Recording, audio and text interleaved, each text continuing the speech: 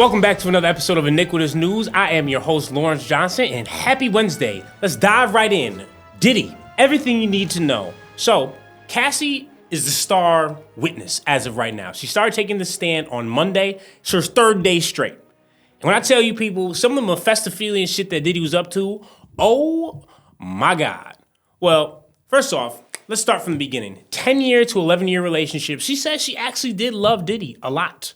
And there's been live updates continuing as the trial's going to end. Well, not going to end, but today's part is going to end, I don't know, probably like by the time you're watching this. And so what do we know as of now? Well, we know that Diddy was an absolute nutcase when it came to these freak-offs. You understand what I'm saying? I mean, the one, she said she was up doing a freak-off for 4 days straight.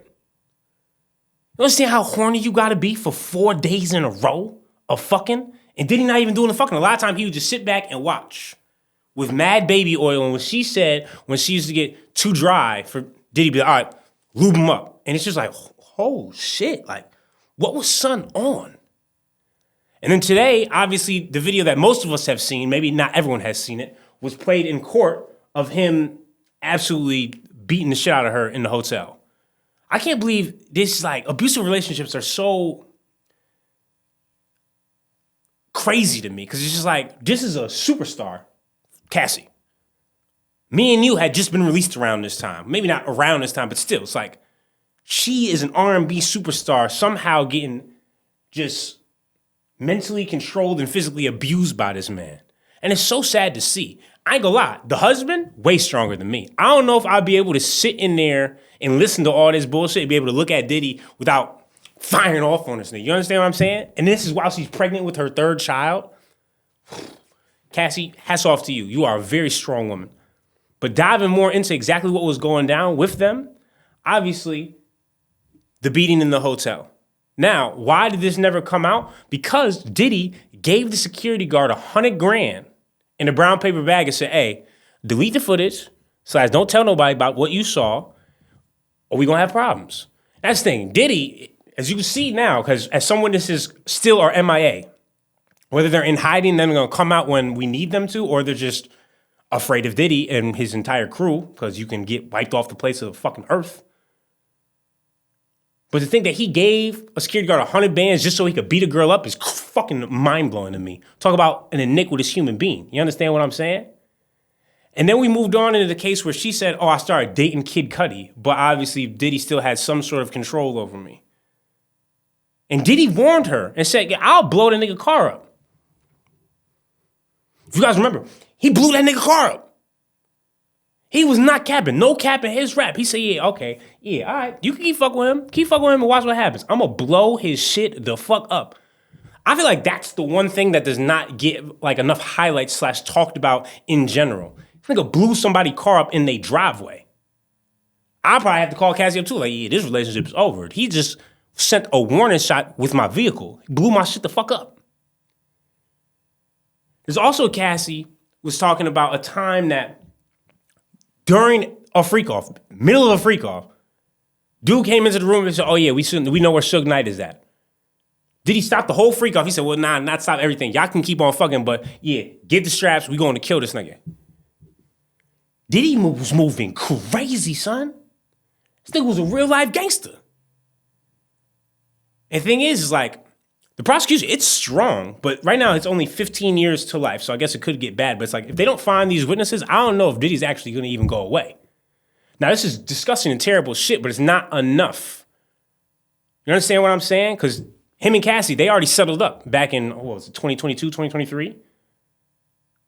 So I feel like this right now is kind of get the internet going, get people talking, but at the same time, they're going to need more to really put him behind bars.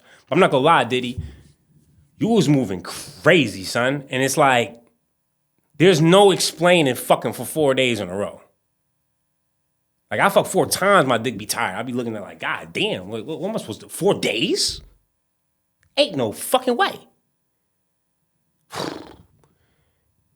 The Diddy trial continues. I will give you guys updates every, couple days when some shit happens. But right now we on 3 episodes a week. So you won't get some constant updates. But this is the latest between Diddy and Cassie. And Cassie, thank you for stepping forward and showing what it's like to, face your abuser and accuser. And the fact that somehow she really said she still loved him going through all this, it's like, oh yeah, that mental and physical abuse is a crazy fucking situation.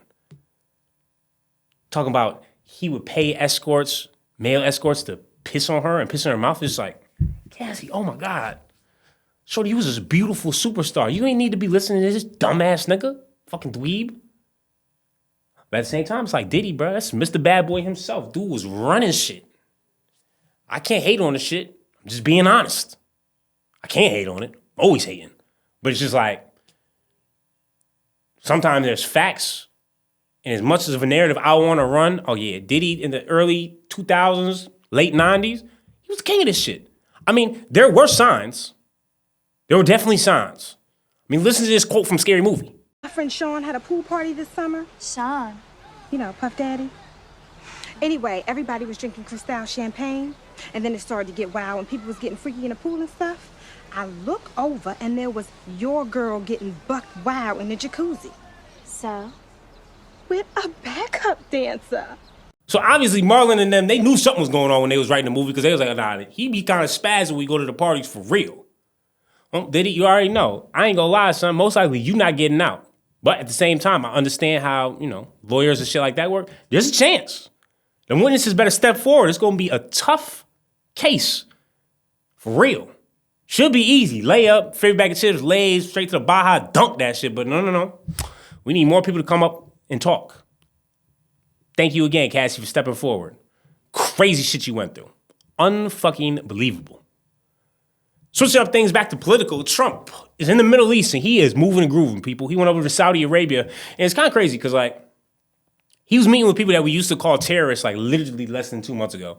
But now he's shaking their hands, saying they're the best in the world, and it's just like, okay, so I feel like everybody we label terrorists now is just helping our narrative when it needs to. So a lot of people we probably label as terrorists and kill probably weren't exactly terrorists, per se. You understand what I'm saying? But he has been doing a lot. First things first, he lifted sanctions from Syria.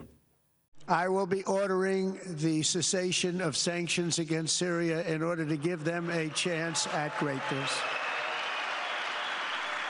Oh, what I do for the Crown Prince.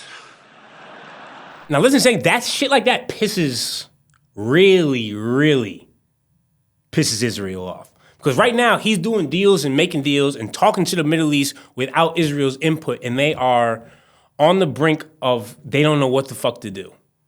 Now, something very important, he still did not recognize Palestine as a state. He actually has some interesting things to say about Hamas and Gaza in general. My administration shares the hope of so many in this region for future of safety and dignity of the Palestinian people. But that cannot happen as long as Gaza's leaders take delight in raping, torturing, and murdering innocent people. Can't have it.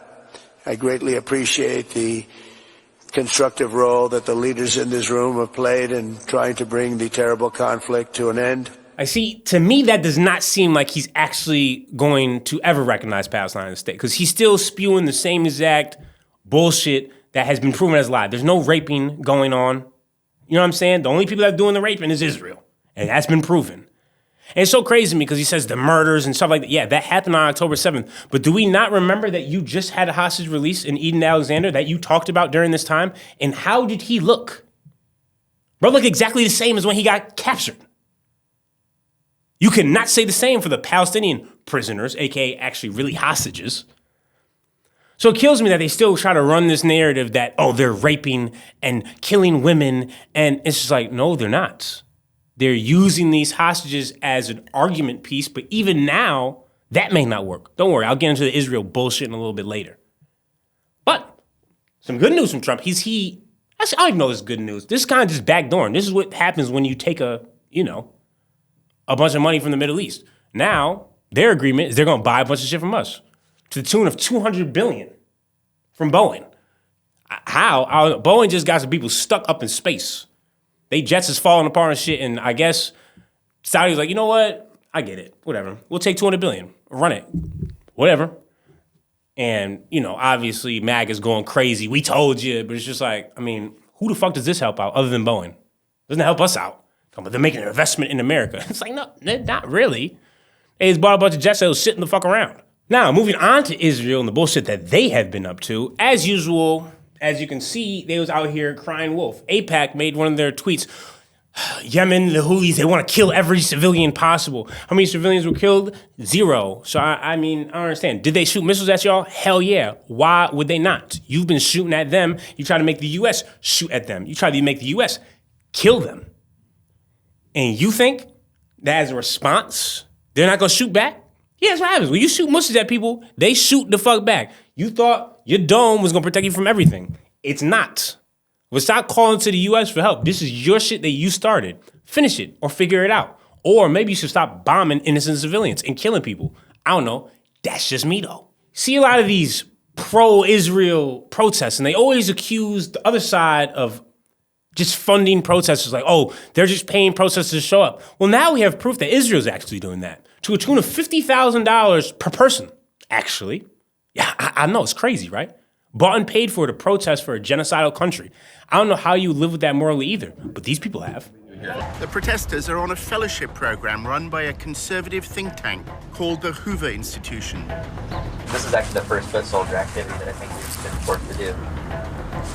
It was basically just like Noah Pollock coming and being like, look, there are these jihadis who basically support suicide bombing, and they're at a campus, and you have to stop them. So a chance to shout at Arabs? As we're leaving, we mentioned to our boss yesterday that we're going. She's like, oh yeah, that's mandatory. You need to go. Do you know what my worst nightmare is? I'm actually not kidding. It's a photo of Dion and I together. And we're just like clearly identifiable. And they're like, oh, who are these like traitors who sold out to the Jewish conspiracy for money? I'm like, we did. We cost $50,000 plus benefits. So they did a really job of getting me excited to show up and protest. It's kind of the way you're putting it kind of sounds a bit like astroturfing. No. This is astroturf. No, this is actually the definition. There's a bus. What does that mean? So it's when you set up things. It's the difference between grassroots and astroturf. You're taking corporate money and you're manufacturing the image of a grassroots movement with corporate money by basically paying people to appear as activists. I mean, you can't say that I'm lying. You can't say that anyone else is lying. You heard it from the kids getting paid here first. They're getting bussed to just show up at a protest and act like they're for Israel because there's not enough support for Israel. Why? Because they're committing a fucking genocide. And what do genocidal things do? Well, they kill children. And who's the latest child they killed? This 12-year-old boy.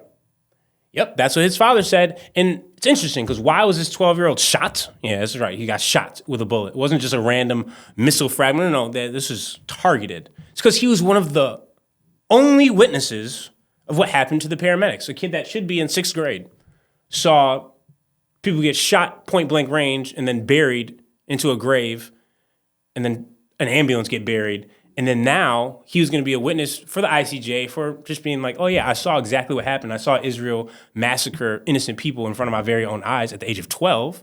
And Israel instead shot him and killed him. And who's going to pay for that? You already know. Nobody. That's not, it's weird, right? It's almost like you're numb to the shit. It's like, oh wow, 12-year-old. There's 70 people that just got killed last night in Gaza. And they're acting like this is a war. It's not a war. It's ethnic cleansing and a genocide. You hear me say it almost every 3 days. I'm going to continue to say it. Because, I mean, like, look at this. They bombed a tent. Yeah, that's a tent of civilian people. There is no more targeting of Hamas. Well, according to Netanyahu, it is. Because now he's saying that the hostages, they don't matter anymore. He said, oh, yeah, we can exchange hostages. We will not stop until Hamas is completely ended. That's genocide. That's what ethnic cleansing is. Every single person in Gaza, well, now it's Rafah, is supposedly Hamas. And he knows that he's turning more people into Hamas fighters as he continues to kill innocent people. I mean, bombing tents of civilians and then killing 70, mostly women and children, the death toll is not even accurate anymore. It's probably closing in on 200,000 within a year. It's crazy, right? Think about that. 200,000. Let's even put it at 120,000 on the low end. It's 10,000 people a month. October 7th, there was 1,700 total.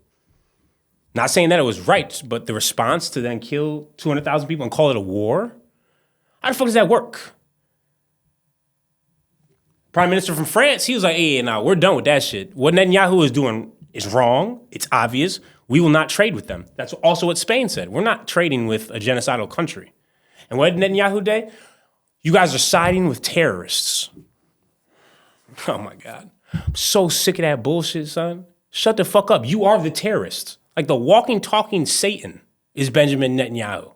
And you're gonna call the guy from France and say, oh yeah, we not fucking with you? He's siding with terrorists? No. He's siding right with morally and siding right on the right side of history. Man, must suck to have to try to stick up and still stand for Israel for no fucking reason as they complete a genocide.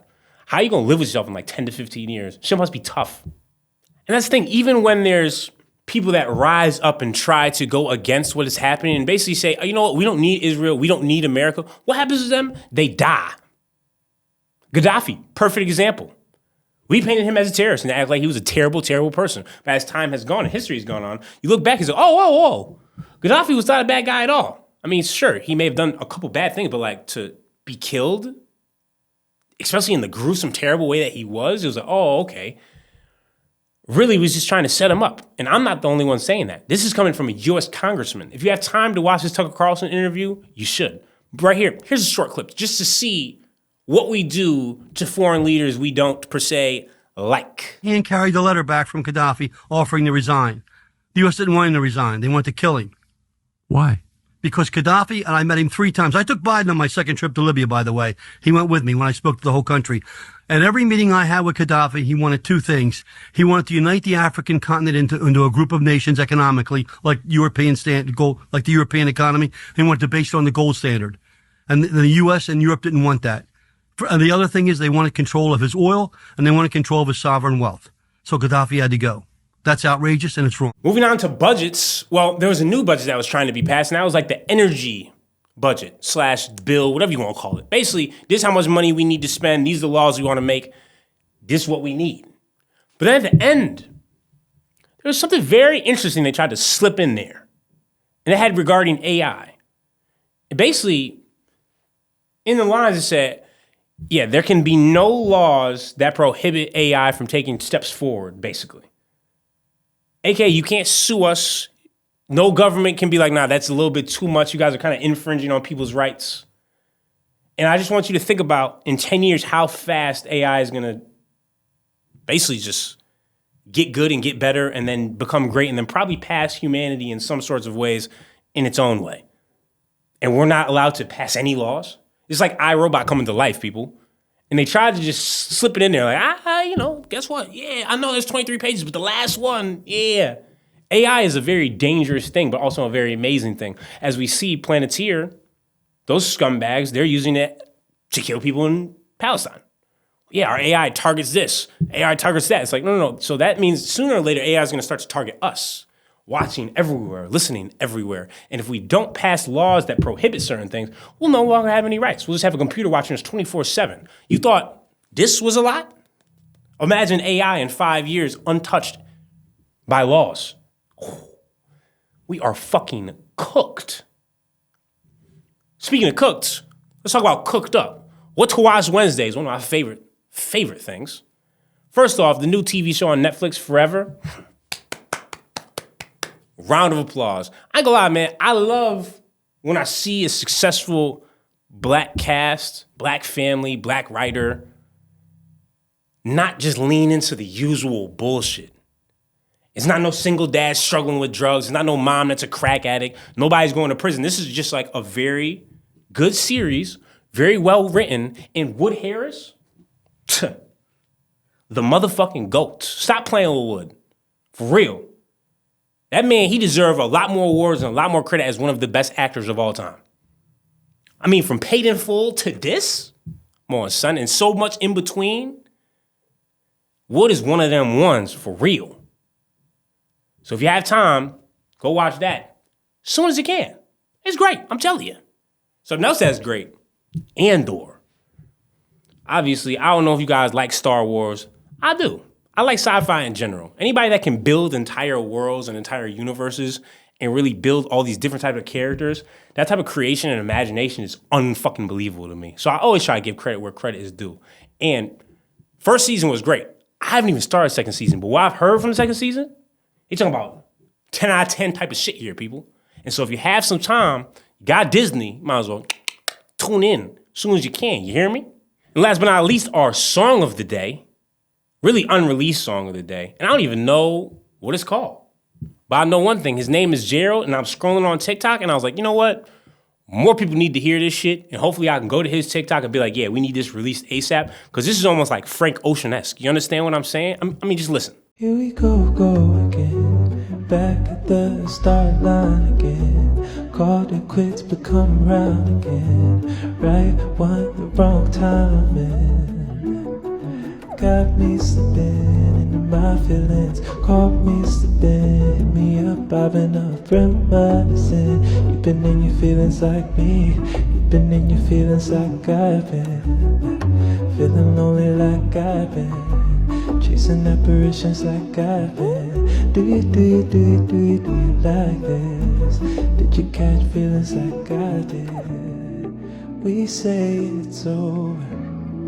We draw a dotted line to leave it open, to buy a little time. I'll be your closure, I'll be him for the night. We say it's over, but here we go again. Heat, right? That's what I'm saying. I mean, I don't know who bro is. I don't even know if he has like an official artist name, but I know a good song when I hear one, and that is it. Thank you for tuning in to another episode of Iniquitous News. As always, I'm your host, Lawrence Johnson. Don't forget to hate and subscribe, and I'm going to see y'all on Friday. You guys have a good Wednesday, good Thursday, and then you already know, turn up Friday. You feel me? I'm out.